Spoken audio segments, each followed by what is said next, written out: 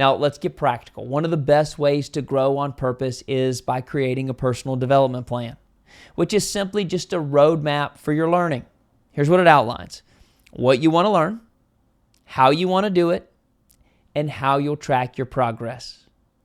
Now, let me note, these don't have to be overly complicated. In fact, I just wanted to teach you a simple 4-step framework so that you can get started on building your personal development plan. Step 1 is you'll identify your learning goals.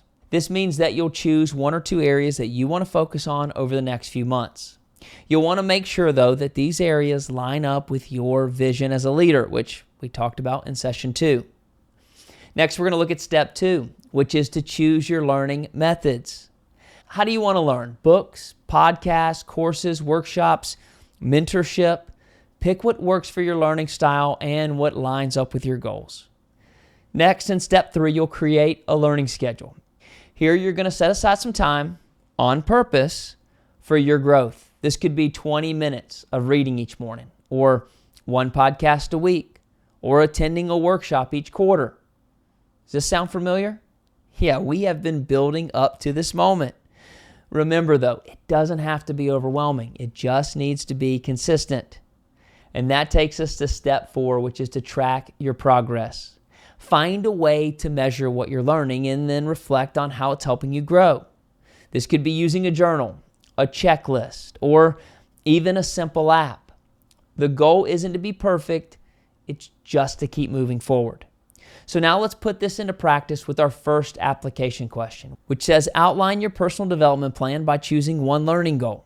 How will you pursue it? What resources will you use? This means you're going to pick 1 learning goal, choose your method, set a timeline, and identify what resources you'll need. Once you have an idea of the direction you're going to take here, write it down. And remember that progress beats perfection every time. It's probably important that we take a moment and we talk about how to stay consistent. Because, let's be honest, starting a new learning goal, easy. Sticking with it, that's the challenge. So let me give you 2 simple strategies that I've seen work with the leaders that I've coached. The first is you have to create accountability. This starts with sharing your learning goal with somebody, a friend, a mentor, a coach, another leader you trust, and then asking them to check in with you. This not only keeps you on track, but it also gives you encouragement when you hit obstacles. And you're going to hit obstacles. The second strategy is to celebrate progress. It's important to keep in mind that growth is a journey, not a finish line. So pause and celebrate wins, whether they're big or small.